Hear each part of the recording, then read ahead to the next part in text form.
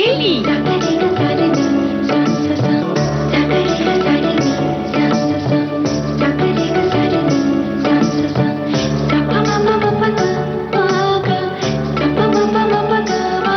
सखी सहेली।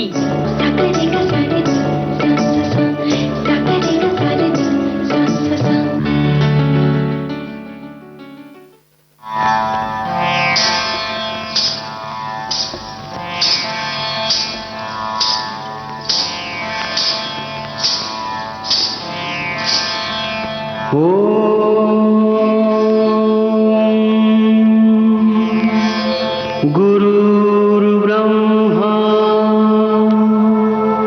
गुरुर्विष्णु गुरुर्देवो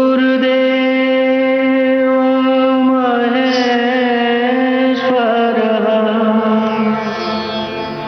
गुरु साक्षात् परब्रह्म तस्मै श्री गुरवे नमः।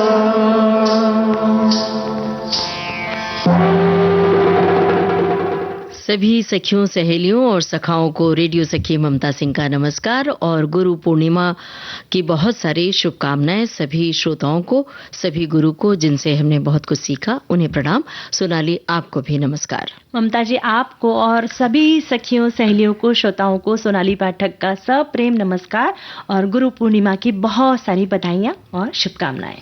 आज गुरु पूर्णिमा के दिन सभी अपने गुरु को याद कर रहे हैं और बधाई दे रहे हैं, प्रणाम कर रहे हैं, चरण स्पर्श कर रहे हैं।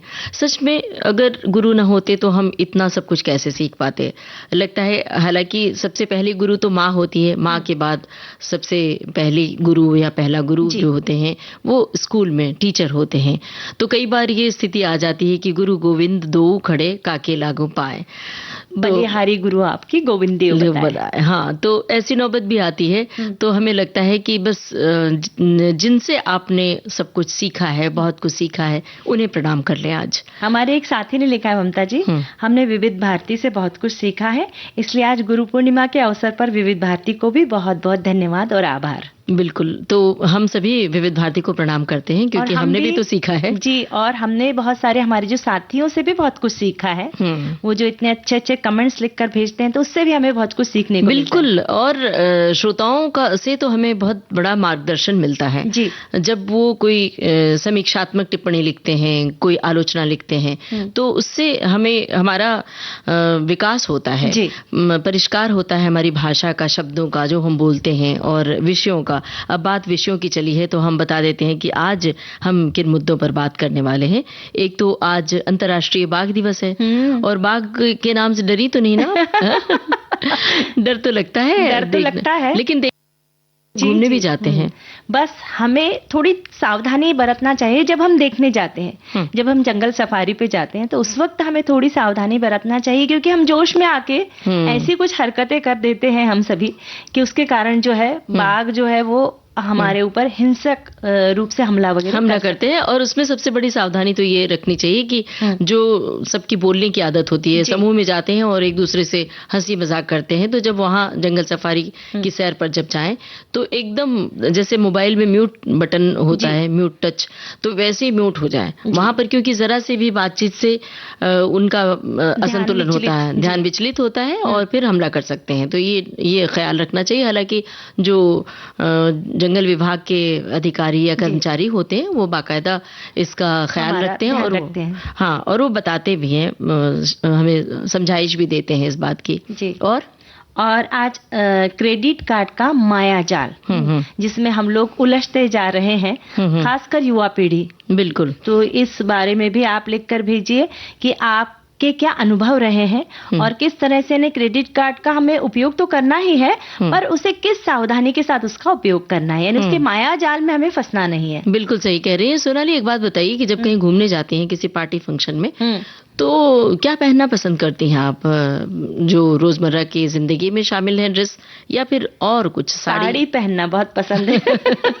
हमें लगता है हर भारतीय स्त्री को साड़ी पहनना पसंद आता होगा। हमने तो सुन रखा है कि जो सुन क्या बातें होती रहती हैं। अब तो मोबाइल का जमाना है, व्हाट्सएप के जरिए बातचीत होती है, तो जो विदेशों में जो भारतीय महिलाएं हैं वो यहाँ से बाकायदा साड़ियां मंगवाया करती हैं जी, और पहनती भी हैं बड़े शौक मौकों से। पर शौक से पहनती हैं जी। तो साड़ी के बारे में बहुत सारी जानकारी हम देंगे, क्योंकि साड़ियों का साड़ी केरल साड़ियों का संसार क्योंकि बहुत समृद्ध है जी। तो साड़ी के बारे में जानकारी देंगे। और शब्द बहुत अहम होते हैं, बहुत अहम होते हैं। हाँ, वो एक तीर की तरह है।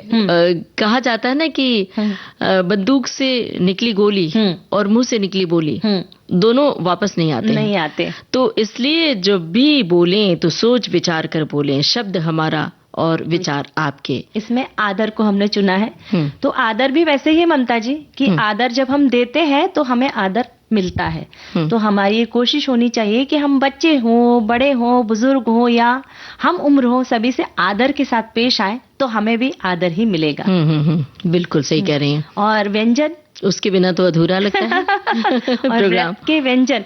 अब व्रत के व्यंजन की बात चलती है तो वही बात चलती है, लोग वही मूंगफली दाने, वही साबूदाना, पर हम उसमें भी अगर कुछ पौष्टिक खाएं, जैसे मखाने खा सकते हैं, फिर कच्चा पपीता है उसके व्यंजन बना सकते हैं, फिर उसके अंदर रामदाना है जिसे राजगीरा भी कहते हैं, या सामा के चावल, तो उसमें कुछ पौष्टिक हो तो उस तरह के व्यंजन भी हमें लिखकर भेजिए। बिल्कुल। और मखाने के लड्डू भी बनते हैं, मखाने की खीर बनती है, जो खाने के बाद अक्सर मीठा खाने के जो शौकीन होते हैं जी, तो अगर इस तरह खाएं, व्रत में खाएं या ऐसे भी खाएं। बहरहाल अब क्या करें, आप गीत सुनते हैं ये गाना।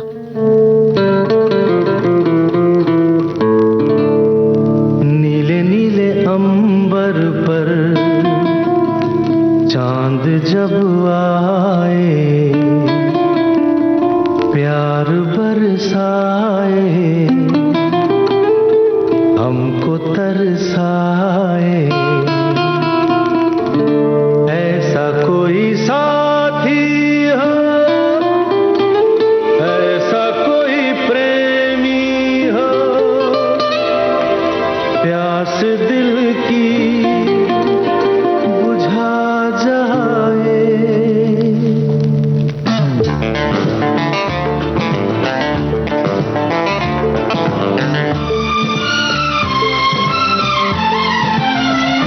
नीले नीले अंबर पर चांद जब आए, प्यार बरसाए, हमको तरसाए, ऐसा कोई साथी हो, ऐसा कोई प्रेमी हो, प्यास दिल की बुझा जाए। नीले नीले अंबर पर चांद जब आए, प्यार बरसाए, हमको तरसाए।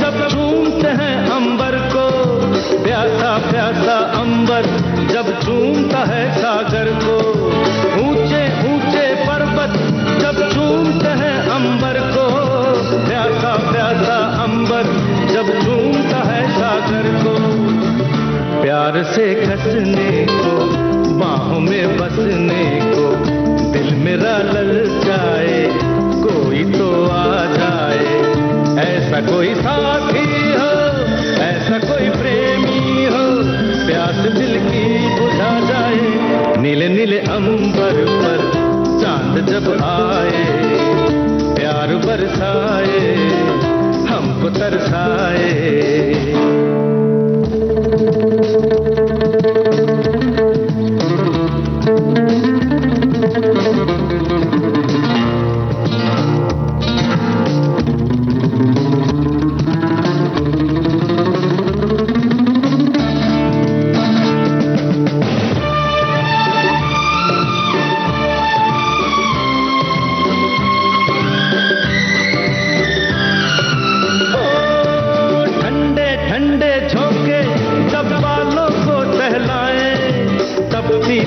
तपती किरणें जब गालों को छू जाए, ठंडे ठंडे झोंके जब बालों को सहलाए, तपती तपती किरणें जब गालों को छू जाए, सांसों की गर्मी को, हाथों की नरमी को मेरा मन तरसाए, कोई तो छू जाए, ऐसा कोई साथी हो, ऐसा कोई प्रेमी हो, प्यास दिल की बुझा जाए। नीले नीले अंबर पर चांद जब आए, प्यार बरसाए, हमको तरसाए।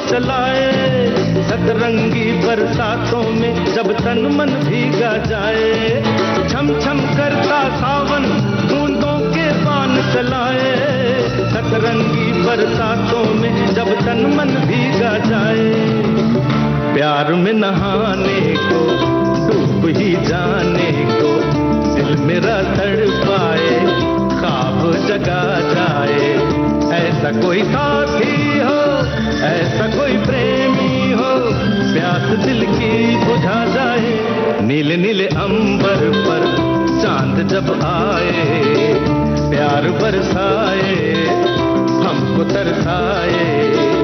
ला ला ला ला ला ला ला ला ला ला ला ला ला ला ला ला ला ला।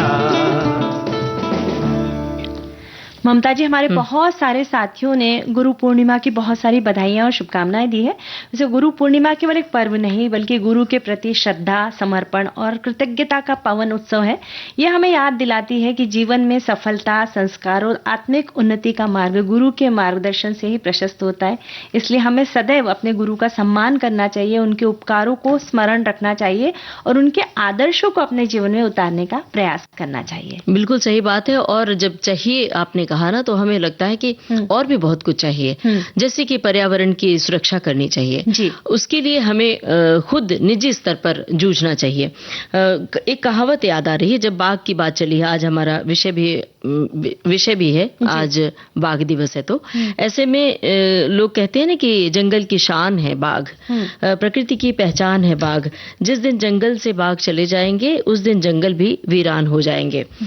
तो कहने का तात्पर्य ये है कि ये केवल एक वन्य जीव नहीं है बाघ, बल्कि ये पर्यावरण के प्रहरी के रूप में हम इन्हें जानते हैं। और अगर हम जंगलों की जो कटाई होती है, क्षरण हो रहा है, जंगलों की कटाई को रोकेंगे तो हम बाघ की सुरक्षा कर सकते हैं। जो लोग शिकार करने जाते हैं और बड़े मजे से शिकार करके लौटते हैं और कहते हैं कि हम बाघ का शिकार करके आए, वो ठीक नहीं है। तो उन्हें भी ये सोचना चाहिए कि अगर ये वन्य जीव हमारे साथ नहीं रहेंगे, जंगलों में नहीं रहेंगे, तो हम जंगल से धीरे धीरे वंचित होते जाएंगे। जी। और बाघ खाद्य श्रृंखला में सबसे शीर्ष पर होते हैं संतुलन में। ये शाकाहारी जीवों की आबादी को नियंत्रित कर वन पारिस्थितिक तंत्र का संतुलन बनाए रखते हैं और एक स्वस्थ बाघ आबादी समृद्ध जंगलों और बेहतर जल प्रणालियों को का संकेत देती है। ये बात हमारे एक साथी ने लिखकर भेजी है। तो इनका हम शुक्रिया अदा कर रहे हैं और बता दें अपने श्रोताओं को कि प्रत्येक वर्ष 29 जुलाई को ये दिन मनाया जाता है और इसकी शुरुआत हुई थी 2010 में रूस के सेंट पीटर्सबर्ग में आयोजित एक टाइगर समिट के दौरान ये हुई थी।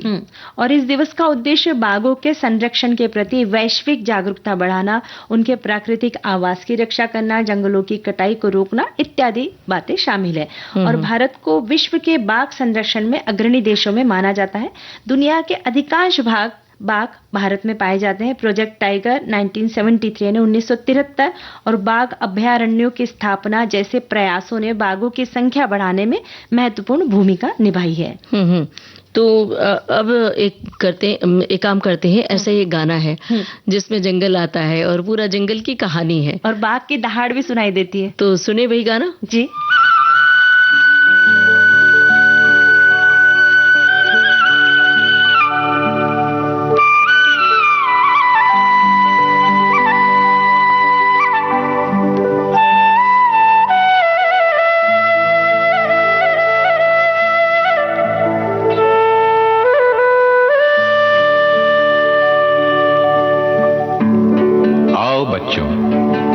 आज तुम्हें एक कहानी सुनाता हूं मैं। शेर की कहानी सुनोगे?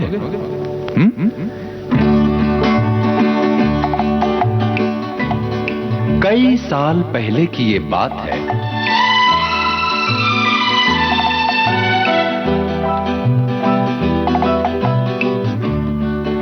बोलो ना, चुप क्यों हो गए? भयानक अंधेरी सिया रात में लिए अपनी बंदूक मैं हाथ में, घने जंगलों से गुजरता हुआ कहीं जा रहा था।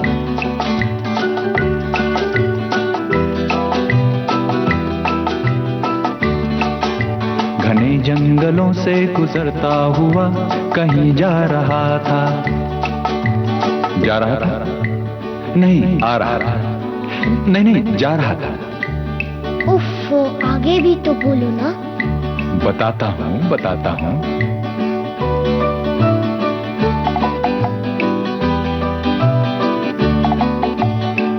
नहीं भूलती उफ वो जंगल की रात, मुझे याद है वो थी मंगल की रात।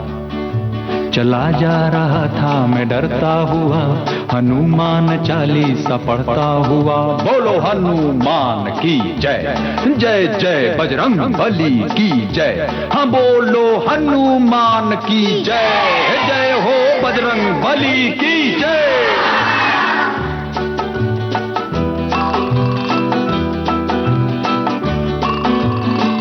घड़ी थी अंधेरा मगर सख्त था, कोई 10 सवा 10 का बस वक्त था।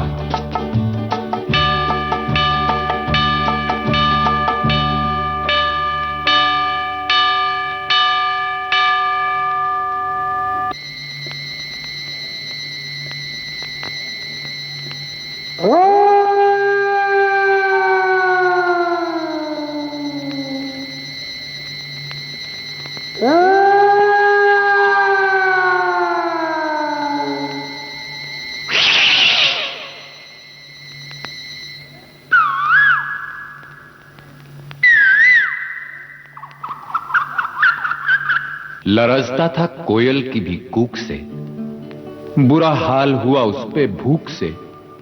लगा तोड़ने एक बेरी से बेर, मेरे सामने आ गया एक शेर। कोई खिड़की बन के नजर फिर गई तो बंदूक भी हाथ से गिर गई।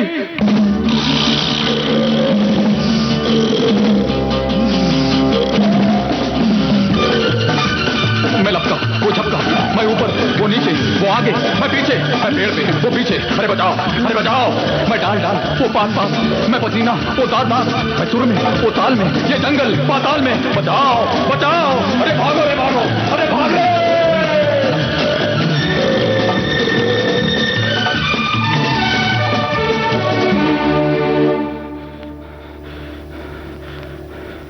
फिर क्या हुआ? खुदा की कसम मजा आ गया, मुझे मार कर बेशरम खा गया। खा गया? लेकिन आप तो जिंदा है। अरे ये जीना भी कोई जीना है लल्लू? हाँ? ला ला ला ला ला ला ला ला ला ला ला ला ला ला ला ला ला La la la la la la la la la la la la la la la.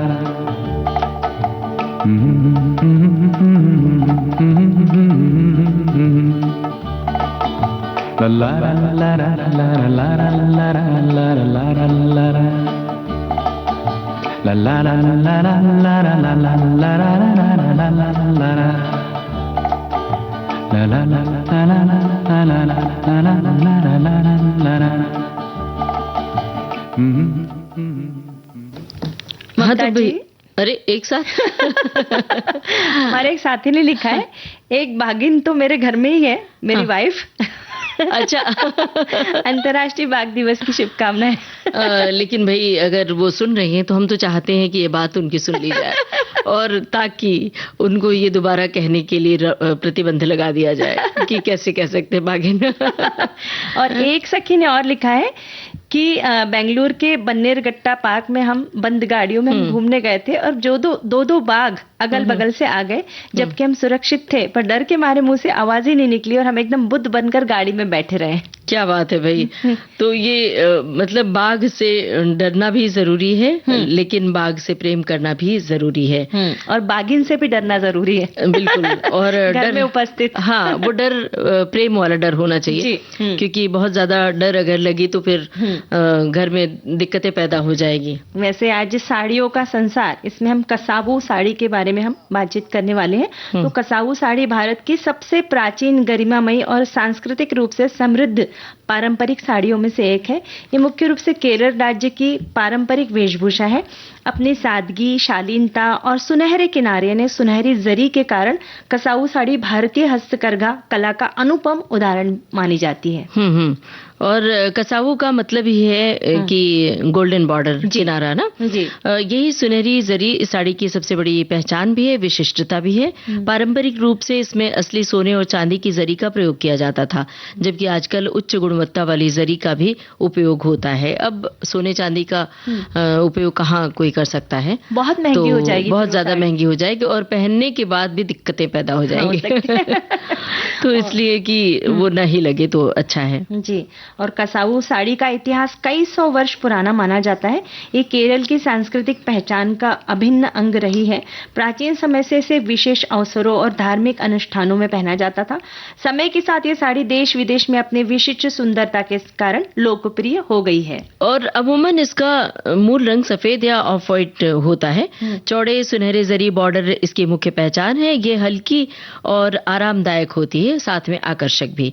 पारंपरिक होने के साथ साथ आधुनिक डिजाइनों में भी ये उपलब्ध है। यानी आजकल इसमें सुनहरे बॉर्डर के साथ साथ लाल, हरे, नीले और मैरून रंगों की सजावट भी देखने को मिलती है। और कसाऊ साड़ियों का निर्माण मुख्यतः हथकरघा यानी हैंडलूम पर किया जाता है। पहले सूती धागों से साड़ी बुनी जाती है, फिर उसके किनारों पर सुनहरी जरी जोड़ी जाती है। इसी पूरी प्रक्रिया में बुनकरों की महीन कारीगरी और धैर्य का विशेष योगदान होता है। और केरल के बलरामपुरम, चेंदमंगलम, कुथमपुल्ली और कन्नूर जैसे क्षेत्र कसावू साड़ियों की उत्कृष्ट बुनाई के लिए प्रसिद्ध हैं। यहाँ अनेक परिवार पीढ़ियों से इस परंपरा को जीवित रखे हुए हैं। और ये भी बता दें कि कसावू साड़ी विशेष रूप से ओणम, विशु, विवाह, मंदिरों के धार्मिक समारोहों, सांस्कृतिक आयोजनों और शास्त्रीय नृत्य प्रस्तुतियों में पहनी जाती है। केरल की दुल्हन भी विवाह के अवसर पर पारंपरिक कसावू साड़ी पहन लेती है। और कसावू साड़ी केवल एक परिधान ही नहीं है, पहनावा ही नहीं है, बल्कि केरल की बाकायदा संस्कृति है, परंपरा है और हस्तशिल्प की पहचान भी है। इसके निर्माण से हजारों बुनकर परिवारों को आजीविका मिलती है। ये भारतीय हस्तकरघा उद्योग को राष्ट्रीय और अंतर्राष्ट्रीय स्तर पर गौरव दिलाने में बड़ी महत्वपूर्ण भूमिका निभाती है। कसाऊ साड़ी सादगी, शालीनता और भारतीय संस्कृति का अद्भुत संगम है। इसकी सुनहरी आभा केवल वस्त्र की शोभा नहीं बढ़ाती, बल्कि केरल की समृद्ध विरासत, बुनकरों की कला और भारतीय परंपरा की चमक को भी दुनिया के सामने प्रस्तुत करती है। इसलिए कसाऊ साड़ी को भारतीय संस्कृति का एक अनमोल धरोहर माना जाता है। अब एक गाना सुनते हैं और फिर और चर्चा करते हैं अन्य विषयों पर भी।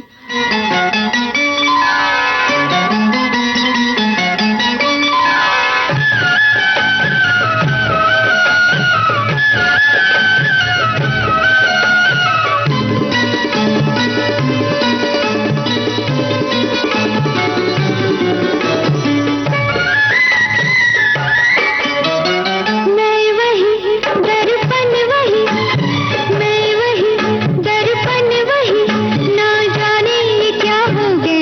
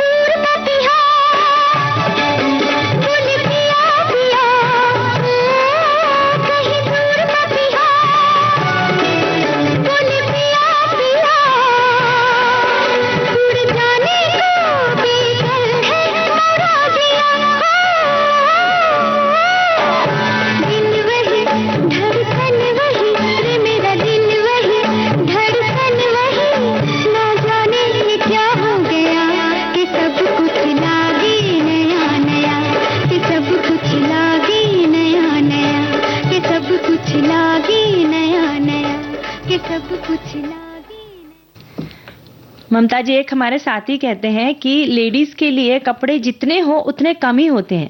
साड़ी तो अलग अलग जगहों से लेना बहुत ही अच्छा लगता है, क्योंकि उस साड़ी को जब हम पहनते हैं तो उस जगह की, उस शहर की यादें ताजा हो जाती है। क्या बात है। और कुछ लोगों को साड़ियों का इतना ज्यादा शौक होता है कि पहले साड़ी के बारे में रिसर्च करते हैं और उस साड़ी की विशेषता के बारे में जानकारी हासिल करती हैं महिलाएं, फिर वो साड़ी खरीदती हैं। और फिर आजकल तो सोशल मीडिया का जमाना है और वहां पर पहन के पोस्ट करना, फोटो डालना और उसके बारे में लिखना, ये भी आजकल चलन में है जी। तो जिनको रुचि है, ये अच्छी बात है। अगर आप कोई विशेष साड़ी पहन रही हैं और उसके बारे में जानकारी है तो आप सोशल मीडिया पे बातें अपनी लिखती हैं और लोग लाभान्वित होते हैं, तो अच्छी बात है। अब जैसे सखी ज्ञान में भी बढ़ोतरी होती है। जैसे सखी सहेली कार्यक्रम के माध्यम से हम बहुत सारी बातें अपनी सखियों तक पहुंचा रहे हैं कि जब कोई नई साड़ी खरीदती हैं और उसके बारे में आपको लगता है कि बताना चाहिए, तो आप लिख सकती हैं विविध भारती के फेसबुक पेज पर और हम आपकी बात आप तक पहुंचाएंगे। मतलब उससे नए श्रोता भी जानेंगे कि अन्य साड़ियों की अन्य क्या क्या विशेषताएं होती हैं, है ना जी। तो अब क्या करें, हम ब्रेक लेते हैं। ठीक है, एक ब्रेक लेते हैं, उसके बाद फिर और भी हम बातें करते हैं।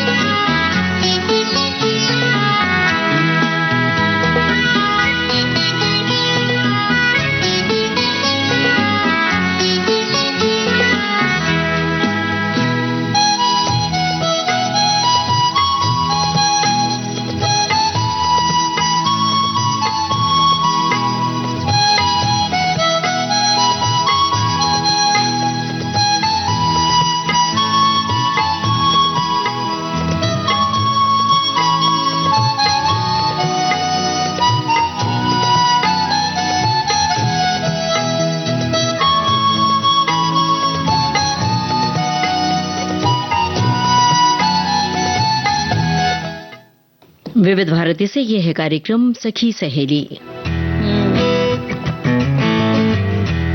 इंजीनियरिंग और मेडिकल एंट्रेंस परीक्षा की पढ़ाई को कैसे बनाया जाए आसान, प्रभावी और तनाव मुक्त, इसके कुछ फॉर्मूले बताएंगे फिजिक्स के प्रोफेसर नयन वर्मा।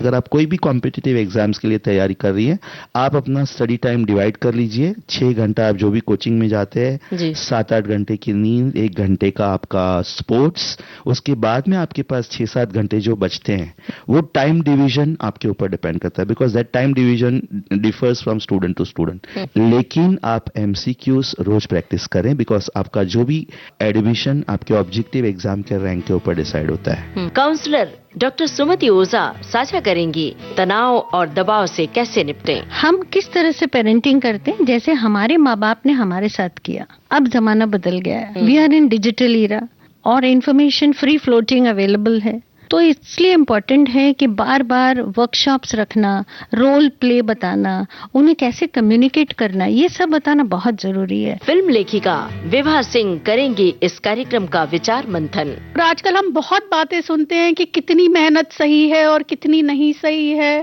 वो एक अलग डिस्कशन है, पर हार्ड वर्क का कोई रिप्लेसमेंट नहीं है, ये बच्चों को जानना बहुत जरूरी है। तो सुनिए विविधा में सृजन भारती 2 अगस्त दिन में 11 बजे सिर्फ विविध भारती पर। विविध भारती पर यह कार्यक्रम सखी सहेली। और सोनाली जी, आज का जो आधुनिक युग है, इसमें क्रेडिट कार्ड केवल एक प्लास्टिक कार्ड नहीं होता है, बल्कि सुविधाओं, आकर्षक ऑफरों और तात्कालिक इच्छाओं का ऐसा संसार बन चुका है जो देखते ही देखते व्यक्ति को आर्थिक भ्रमजाल में उलझा सकता है और हम सब कहीं न कहीं, कभी न कभी उलझ जरूर जाते हैं, इस माया जाल में उलझ जाते हैं। और बिना जेब में पैसे रखे खर्च करने की शक्ति देता है भाई, लेकिन यही शक्ति संयम से न बरता जाए तो आर्थिक स्वतंत्रता को बंधन में ये बदल सकती है। और क्रेडिट कार्ड की सबसे बड़ी विशेषता यह है कि आज खरीदो बाद में भुगतान करो का अवसर देता है। शुरुआत में ये सुविधा बहुत आकर्षक लगती है ना ममता जी, महंगे मोबाइल है भाई, फिर कपड़े हैं, इलेक्ट्रॉनिक सामान है, छुट्टियां हैं या रेस्टोरेंट का खर्च है, सब कुछ एक छोटी सी स्वाइप में संभव हो जाता है। लेकिन धीरे धीरे व्यक्ति को यह एहसास ही नहीं रहता कि वो अपनी वर्तमान आय नहीं बल्कि भविष्य की कमाई खर्च कर रहे हैं। बिल्कुल सही कह रही हैं आप। और कैश रखने की जहमत भी नहीं उठाना है, और क्योंकि कैश रखो, गिनो, खर्च करो, कई बार गिरने का भी खतरा रहता है, तो ये फायदेमंद भी है लेकिन कई बार नुकसानदेह भी होता है। बाजार इस मनोविज्ञान को भली भांति समझ जाता है। Cashback, reward points, zero down payment और विशेष छूट जैसे आकर्षक प्रस्ताव उपभोक्ताओं को ज्यादा से ज्यादा खर्च करने के लिए प्रेरित करते हैं। यानी हमें जो लालच मिल जाता है तो हम भी लालची बन जाते हैं, और कई बार लोग केवल ऑफर का लाभ लेने के लिए ऐसी वस्तुएं खरीद लेते हैं ममता जी जिनकी वास्तव में आवश्यकता ही नहीं होती है। क्रेडिट कार्ड का सबसे खतरनाक पहलू तब सामने आता है जब व्यक्ति केवल न्यूनतम भुगतान यानी मिनिमम पेमेंट करता है। उसे लगता है कि उसने बिल भर दिया, लेकिन जब शेष राशि पर ऊंचा ब्याज जुड़ता है तब समझ में आता है। बिल्कुल सही कह रहे हैं। तो हम सब इस माया जाल में कभी न कभी तो फंसे। साड़ियों की बात कर रहे थे तो आप भी साड़ी खरीदने गई होंगी निश्चित रूप से कि चलो आज ये साड़ी खरीद ही लेते हैं। ये तो मन बहुत है, भले हमारे अकाउंट में नहीं है पर क्रेडिट कार्ड तो है हमारे पास में। तो ये हम सब कभी न कभी करते ही हैं। इससे बचना चाहिए। के साथ ब्याज इतना बढ़ जाता है ममता जी कि मूल खर्च से कहीं अधिक राशि हमें चुकानी पड़ सकती है, और धीरे धीरे कर्ज का बोझ बढ़ता जाता है और आर्थिक तनाव भी आ जाता है। जाहिर सी बात है, अगर ब्याज होगा, बढ़ेगा, कर्ज बढ़ेगा तो तनाव तो होगा ही। ये मायाजाल केवल पैसों तक सीमित नहीं रहता है, बल्कि लगातार बढ़ते बिल, भुगतान की चिंता और कर्ज का दबाव मानसिक शांति भी छीन लेता है। कई परिवारों में तो आर्थिक असंतुलन के कारण तनाव, विवाद, लड़ाई झगड़े, भविष्य की योजनाओं पर भी प्रतिकूल प्रभाव पड़ता है। बचत घटने लगती है और आकस्मिक परिस्थितियों से निपटना कठिन होने लगता है। हालांकि क्रेडिट कार्ड स्वयं में बुरा नहीं है, ये एक उपयोगी वित्तीय साधन है। इसका उपयोग समझदारी से किया जाए, समय पर पूरा बिल चुकाना, अपनी आय के अनुसार ही खर्च करना, अनावश्यक खरीदारी से बचना, एक साथ अनेक क्रेडिट कार्ड ना रखना और ऑफरों के मोह में ना फंसना, ये आदतें व्यक्ति को आर्थिक रूप से सुरक्षित रखती है। बिल्कुल सही। सोनाली जी, आपको याद होगा बचपन में अपने माता पिता को, दादी को, नानी को बजट का हिसाब करते हुए देखा था। कागज पर, पन्ने पर लिखा जाता था खर्च कितना हुआ और कितने पैसे, आय कितनी है और कितने खर्च करने हैं। महीने के बाकायदा सामान की लिस्ट बनती थी। अब वो सब है ही नहीं, वो जमाना ही नहीं रहा। अब तो आप सीधे मॉल में चले जाइए, शॉप पर चले जाइए और चीजें खरीदते रहिए, और हाँ कितना हुआ बिल वो पेमेंट आप सीधे कर देते हैं। तो ये एक नुकसान हो गया है क्रेडिट कार्ड का। फायदे भी है। बिल्कुल सही बात कही कि पुराने जमाने में यानी 2-3 महीने बाद में कोई बड़ा त्योहार आने वाला है, जैसे दिवाली आने वाली, तो उसकी तैयारियां 2-3 महीने पहले से की जाती थी कि हमें ज्यादा बचत करना है तो फिर त्योहारों के वक्त हमारा खर्च ज्यादा होगा। आजकल हम इन बारे में कुछ सोचते ही नहीं। और बुजुर्ग कहा करते थे चादर जितनी हो उतनी ही पांव पसारें, और अब चादर की ओर कोई ध्यान नहीं देता तो कई बार जो कर्ज तले भी फंस जाते हैं। हमें ये समझना चाहिए कि क्रेडिट कार्ड सुविधा देता है, आय नहीं बढ़ाता है। वास्तविक समृद्धि अधिक खर्च करने में नहीं बल्कि संतुलित खर्च, नियमित बचत और विवेकपूर्ण वित्तीय निर्णय लेने में है। और जिस प्रकार क्रेडिट कार्ड का आकर्षण भी यदि नियंत्रण से बाहर हो जाए तो आर्थिक जीवन को उलझा सकता है, और क्रेडिट कार्ड का सही उपयोग जीवन को सरल बना सकता है, लेकिन लापरवाही इसे आर्थिक संकट का कारण बना सकती है। इसलिए खरीदारी से पहले स्वयं से एक प्रश्न अवश्य पूछे, क्या मेरी ये आवश्यकता है या केवल एक क्षणिक इच्छा है? यदि इस प्रश्न का उत्तर ईमानदारी से दिया जाए तो क्रेडिट कार्ड कभी मायाजाल नहीं बनेगा बल्कि एक उपयोगी वित्तीय साथी सिद्ध होगा। बिल्कुल सही कह रही हैं। क्रेडिट कार्ड की चमक क्षणिक होती है लेकिन कर्ज का बोझ वर्षों तक चलता है, तो इसलिए इसका ध्यान रखें। और हमें ध्यान रखना है कि सुनवा दे एक गाना इस वक्त।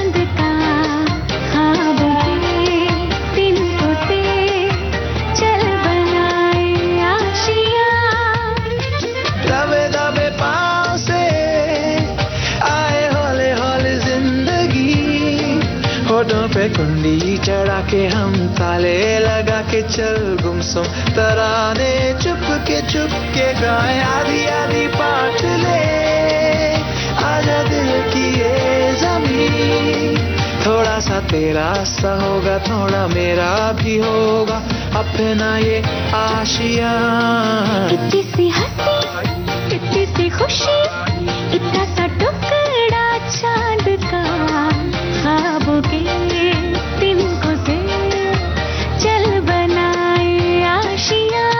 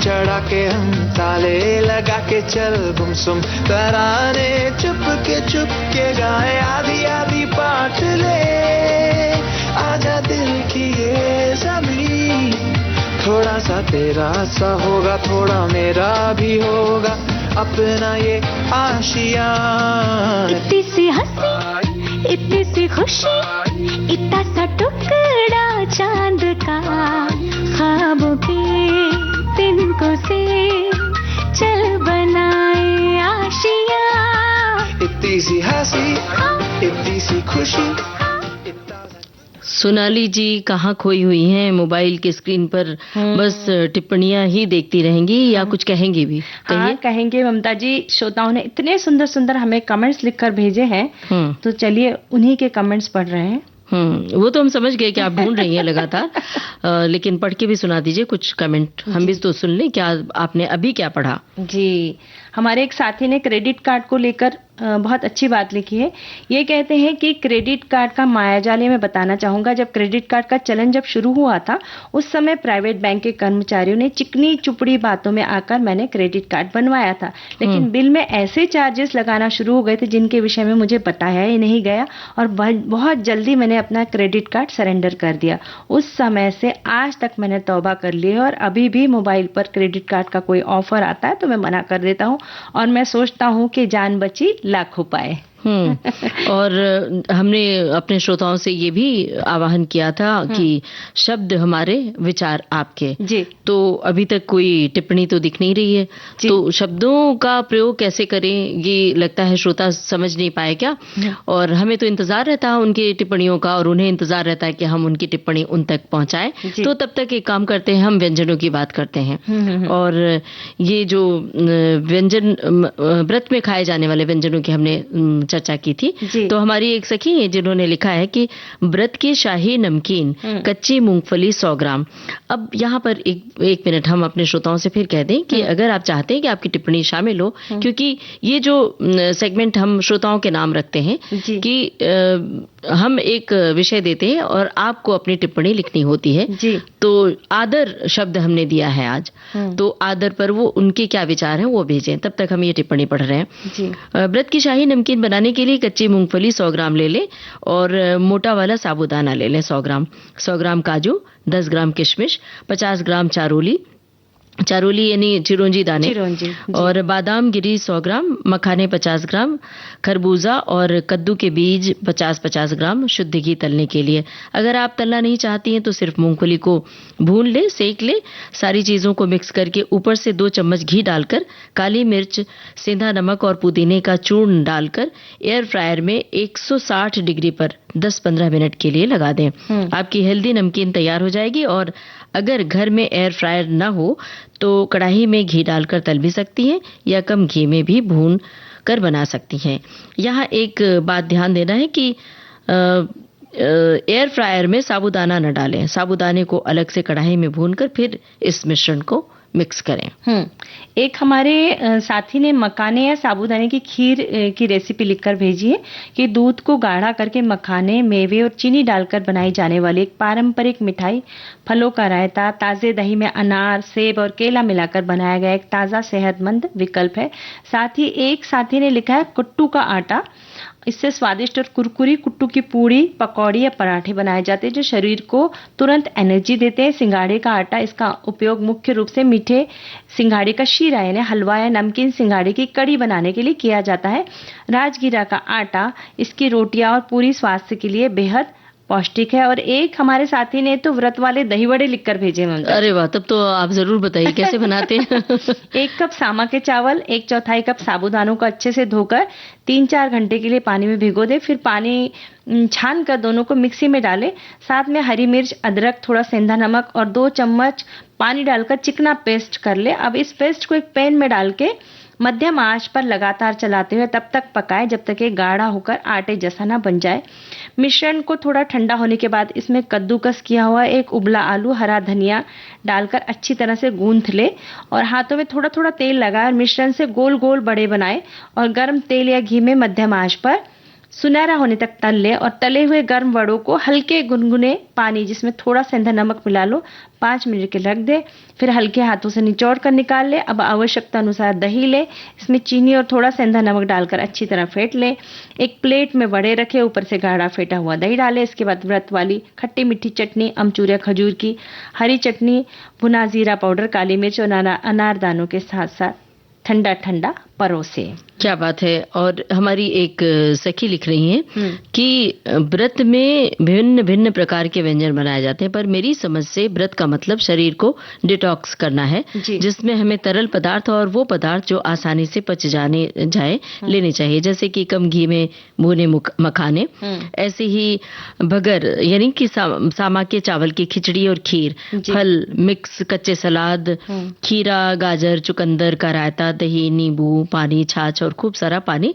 इससे शरीर भी थोड़ा रिलैक्स हो जाता है। ये बात भी सही है कि जब हम व्रत करते हैं कि हमें मतलब शरीर को थोड़ा आराम मिले, पेट को आराम मिले, तो ये तरीका भी सही है। व्रत का मतलब ये नहीं होता है कि रोज की तुलना में खूब सारा तला भुना खा लें और इतना ज्यादा खा लें कि आपकी तबीयत बिगड़ जाए। जी। और इस समय हम एक गाना सुनवा लेते हैं, तब तक हमें इंतजार रहेगा कि हमारे श्रोता लिख भेजेंगे। कुछ टिप्पणियां आई हैं शब्दों के लिए जी, लेकिन अभी और बाकी हैं। सुनते हैं गाना।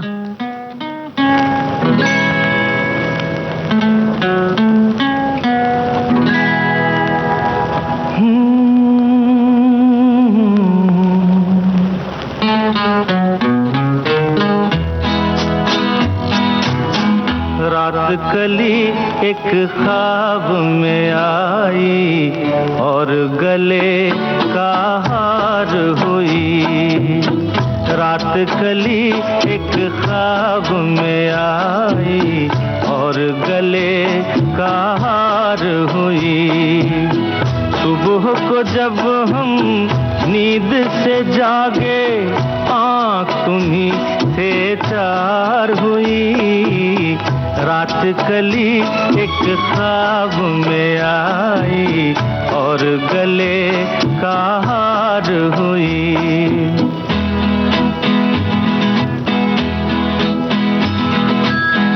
चाहे कहो इसे मेरी मोहब्बत, चाहे हंसी में उड़ा दो। ये क्या हुआ मुझको खबर नहीं, हो सके तुम ही बता दो। चाहे कहो इसे मेरी मोहब्बत, चाहे हंसी में उड़ा दो। ये क्या हुआ मुझको खबर नहीं, हो सके तुम ही बता दो। तुमने कदम तो रखा जमीन पर, सीने में क्यों झनकार हुई। रात कली एक ख्वाब में आई और गले का हार हुई।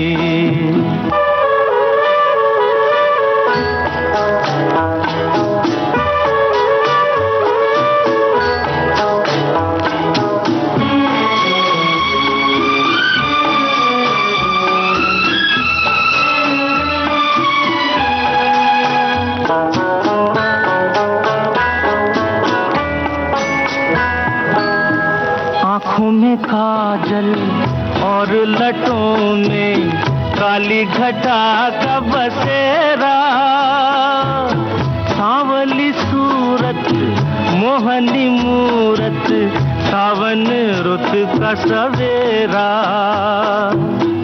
आँखों में काजल और लटों में काली घटा का बसेरा, सांवली सूरत मोहनी मूरत, सावन रुत का सवेरा। जब से ये मुखड़ा दिल में खिला है, दुनिया मेरी गुलजार हुई। रात कली एक ख्वाब में आई और गले का हार हुई।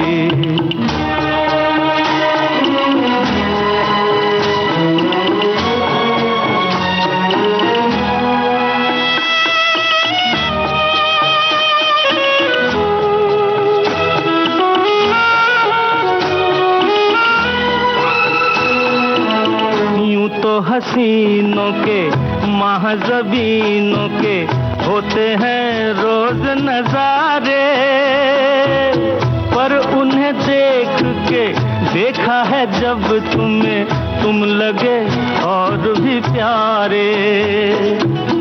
यूं तो हसीनों के महज़बीनों के होते हैं रोज नजारे, पर उन्हें देख के देखा है जब तुम्हें, तुम लगे और भी प्यारे। बाहों में ले लूं ऐसी तमन्ना, एक नहीं कई बार हुई। रात कली एक ख्वाब में आई और गले का हार हुई। सुबह को जब हम नींद से जागे, आँख तुम्हीं से चार हुई। रात कली एक ख्वाब में आई। सोनाली, रात के कली एक ख्वाब में आए, हम रात को तो ख्वाब देखते ही हैं, कई बार दिन में भी लोग ख्वाब देखते हैं जी। और ख्वाब देखने के बाद उसकी चर्चा भी करते हैं, बताते भी हैं, लेकिन कई बार कुछ बताने का अंदाज बड़ा अलग होता है, अनोखा होता है, जो आपको अलग जुदा करता है लोगों से, मतलब अच्छा लगता है। और कुछ लोगों के बोलने का अंदाज बहुत ही रफ होता है, रूखा होता है, तो बहुत खराब लगता है। तो कहने का तात्पर्य ये है यहाँ पर कि जब भी बोलें तो किसी के साथ सम्मान के साथ बोले, आदर के साथ, रिस्पेक्ट के साथ, तो कितना अच्छा लगता है ना। कई बार बड़े हो, छोटे हो, बुजुर्ग हो या फिर वो हम उम्र हो, है ना। तो आप छोटों से आदर के साथ बोलते हैं? जी, बोलना ही पड़ता है। आजकल के छोटे भी सीखेंगे कैसे? जी। अगर हम उन्हें सिखाएंगे कि आप आदर के साथ बोलो और उन्हें आदर नहीं देंगे तो कहाँ से सीखेंगे, है ना। ये तो बात बिल्कुल सही कही आपने। वैसे आदर केवल एक शब्द नहीं बल्कि मानवीय रिश्तों की पवित्र बुनियाद है। दिखावा बनाम वास्तविकता, ये झुककर प्रणाम करने से ज्यादा मन में सद्भाव रखने की भावना है। समानता का प्रतीक है। आदर सिर्फ बड़ों के लिए नहीं बल्कि हर छोटे बड़े व्यक्ति के अस्तित्व के लिए जरूरी है। ये बात हमारे एक साथी ने लिखकर भेजी है। हमारे एक श्रोता ने ये भी लिखा है कि शब्द होठों से निकलते हैं, विचार मन से जन्म लेते हैं, लेकिन आदर दिल से आता है और जिस बात में दिल का आदर जुड़ जाए वो हमेशा याद रह जाती है। और एक श्रोता ने और लिखा है कि आपके लिए एक छोटी सी बात शब्दों की मिठास कानों तक पहुंचती है, विचारों की गहराई मन तक, लेकिन आदर सीधे दिल में उतर जाता है। इसलिए जीवन में सबसे सुंदर भाषण हमेशा सम्मान वाले होते हैं। एक साथी लिखते हैं, आप दूसरों को जो आदर देते हैं वो असल में आपके अपने संस्कार को दर्शाता है, अधिकार नहीं। उपहार आदर कभी भी ताकत या पद के बल पर नहीं मांगा जा सकता, इसे अपने आचरण से कमाया जाता है। आत्म सम्मान से जुड़ाव, जो व्यक्ति खुद का आदर नहीं करता वो दूसरों का सच्चा आदर कभी नहीं कर सकता। कई बार तो सम्मान लोग मांग के लेते हैं, कहते हैं कि देखो अरे आपने हमसे ऐसे बोला, हम तो इतने बड़े ओहदे पर काम करते हैं और ये हम इतने बड़े हैं आपसे उम्र में। तो मुझे लगता है कि ऐसे लोग आदर नहीं मांगते हैं, वो जैसे भिक्षा मांगते हैं। और आदर मांग के नहीं लिया जा सकता है जी, आदर के लायक कमाया जाता है, उसके लायक बनना पड़ता है। आपके अंदर कुछ ऐसा हो, आपके व्यक्तित्व में ऐसा कुछ हो कि लोग अपने आप विनम्रता से झुक जाए आपके सामने।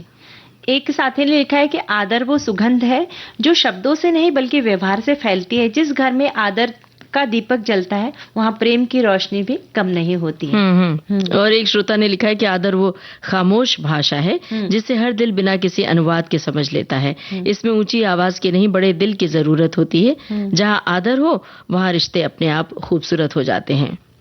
एक साथी ने और भी लिखा, आप पढ़ रही हैं? और नहीं, आप पढ़िए, आपके हाथ में मोबाइल है और स्क्रीन पर आप लगातार देख रहे हैं। जी, एक साथी लिखते हैं, आदर ऐसी चीज है जिसे पाने की इच्छा हर इंसान के मन में होती है। बड़े हो या छोटे, हर किसी को अच्छा लगता है जब उसकी बात सुनी जाए और उसे महत्व दिया जाए। मेरा मानना है सम्मान देने से कोई छोटा नहीं होता और बल्कि रिश्ते बड़े हो जाते हैं जब जहां आदर होता है वहां प्यार, अपनापन और विश्वास अपने आप आ जाते हैं। बिल्कुल, जैसे आपने हमें आदर दिया अभी, क्या पढ़ेंगे? तो मैंने कहा नहीं, आप पढ़िए।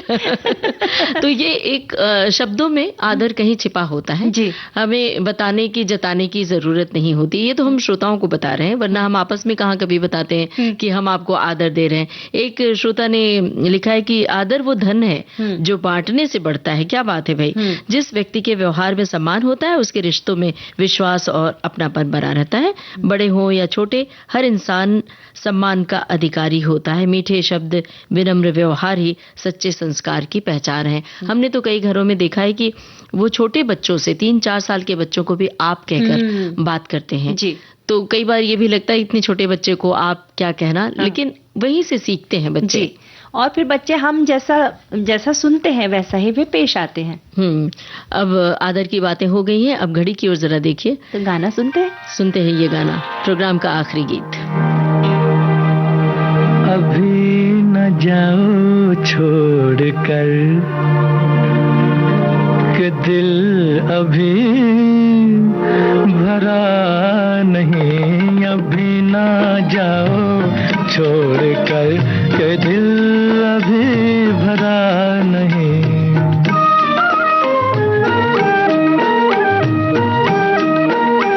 अभी अभी तो आई हो, अभी अभी तो आई हो, बहार बन के छाई हो। हवा जरा महक तो ले, नजर जरा बहक तो ले, ये शाम ढल तो ले जरा, ये शाम ढल तो ले जरा, ये दिल संभल तो ले जरा। मैं थोड़ी देर जी तो लूं, नशे के घूंट भी तो लूं, नशे के घूंट पी तो लूं। अभी तो कुछ कहा नहीं, अभी तो कुछ सुना नहीं, अभी ना जाओ छोड़ कर के दिल अभी भरा नहीं।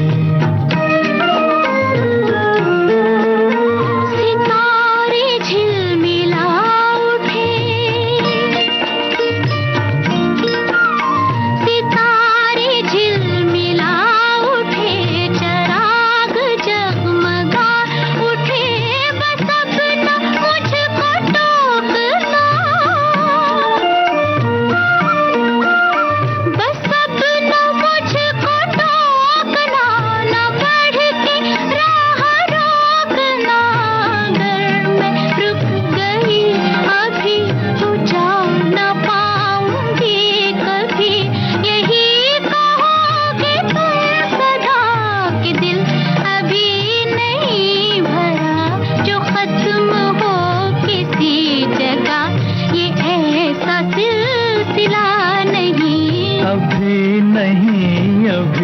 नहीं, नहीं नहीं नहीं नहीं, अभी ना जाओ छोड़ कर के दिल अभी भरा नहीं।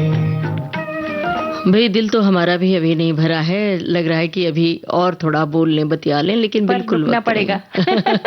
तो अब सभी श्रोताओं से लेते हैं इजाजत। आप सभी को ममता सिंह और सोनाली पाठक का नमस्कार।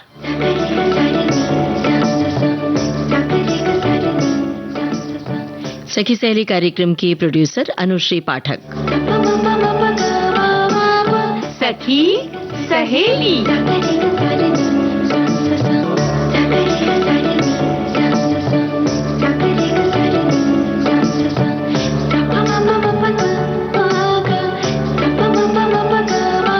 सखी सहेली।